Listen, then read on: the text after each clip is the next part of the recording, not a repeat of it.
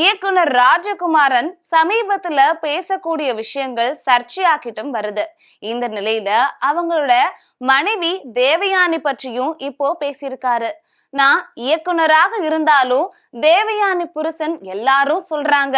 தேவயானியால நான் தான் நிறைய இழந்துட்டேன் அப்படின்னு ராஜகுமாரன் வருத்தமா பேசியிருக்காரு. அது தொடர்பான பேச்சுகள் இப்போ பேசுபொருளா இருக்கு. நடிக்கும் போது ஏற்பட்ட காதலால தேவயானிய பல எதிர்ப்பையும் மீறி ராஜகுமாரன் திருமணம் செஞ்சிருந்தாரு. சமீப காலமாகவே ராஜகுமாரன் எந்த படத்தையும் இயக்கல. ஆனா நடிகர் சந்தானம் நடித்த வல்லவனுக்கும் புல்லும் ஆயுதம் அப்படிங்கிற படத்துலதான் ஒரு காமெடியனாக நடிச்சிருந்தாரு. 90s கிட்ஸ்களுக்கு இவரை இயக்குனராக தெரிஞ்சிருந்தாலும் 2K கிட்ஸ்களுக்கு வல்லவனுக்கும் புல்லும் ஆயுதம் படத்துல ட்ரெயின்ல ராஜாக நடித்த ராஜகுமாரன் காட்சி தான் நினைவுக்கு வரும்.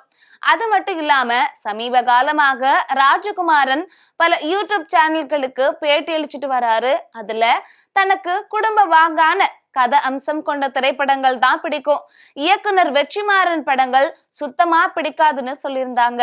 வெட்டுக்குத்து, ரத்த களரி போன்ற கதை எடுத்து வச்சா இன்றைய சமுதாயமும் இது மாதிரியான படத்தை பார்த்துட்டு சீரழிந்து விடாதா?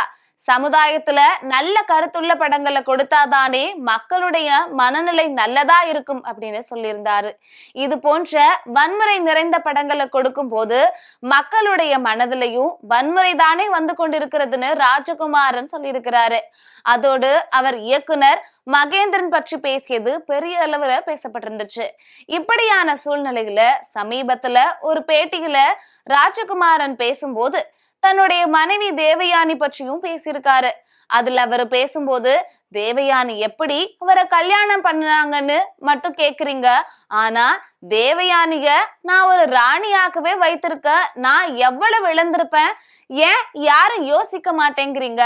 நான் ஒரு இடத்துக்கு வாய்ப்புக்கு கதை சொல்ல போயிருப்பேன், என்னடா தேவயானி புருஷன் தினமும் வாராருன்னு சொல்லிடுவாங்கன்னு போக மாட்டேன்.